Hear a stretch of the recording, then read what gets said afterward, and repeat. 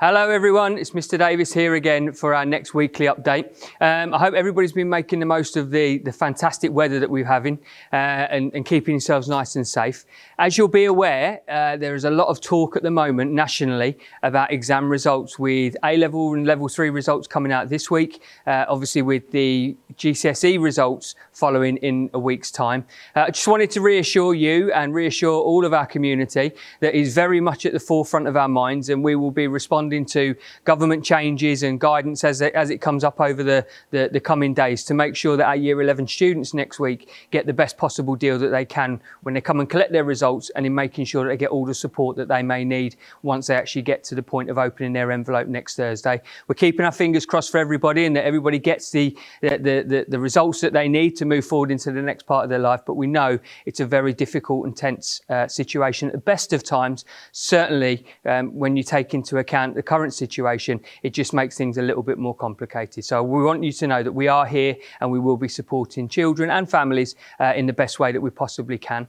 One of the things which I wanted to speak to you about this week is just a little bit about the classroom experience. I've talked about preparation for returning in September.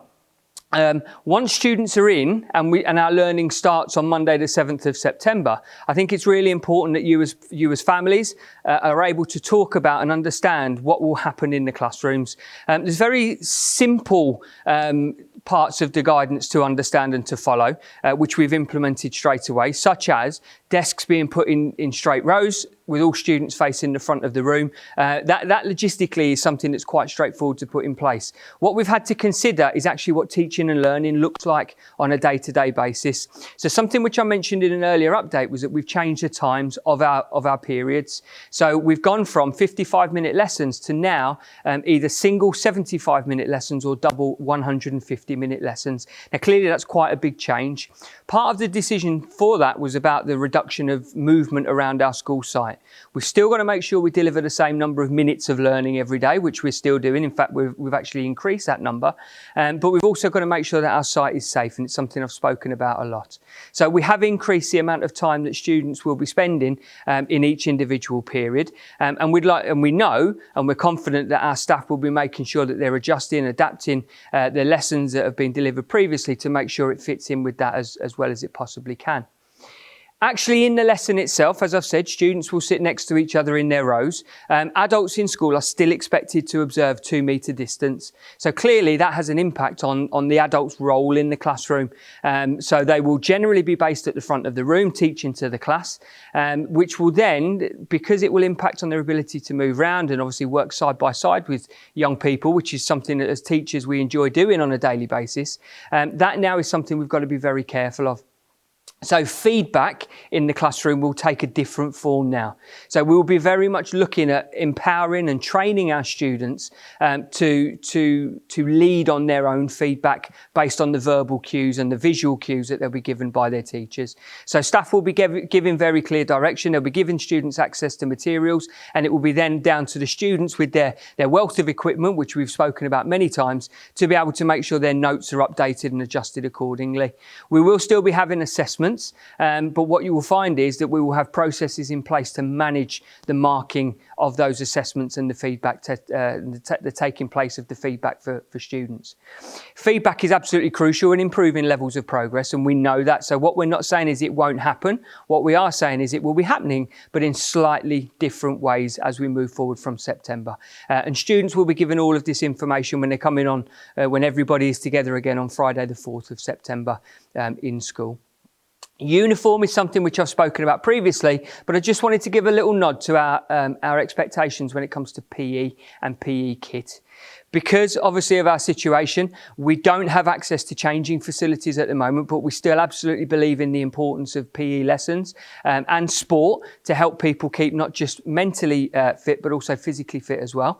And what we're saying is, as of September, when students are issued with their timetables, on the day that they have PE lessons, the expectation will be, and it will be very clearly laid out, that they will come to school in their PE kit. They will then wear their PE kit for the duration of the day.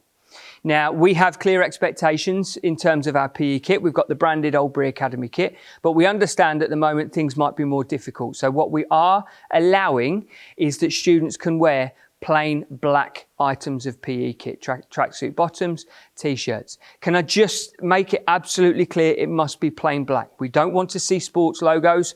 We don't want to see any branded items. It certainly isn't anything that could be deemed to be a non-uniform day. It is very much about appropriate, practical kit that can be worn for lessons. And we are accepting plain black kit as an alternative for anybody that might be struggling at the moment. And we just wanted to make that point really clear to you as you're tying up the loose ends of your kit and obviously a uniform with just over 2 weeks to go before we return.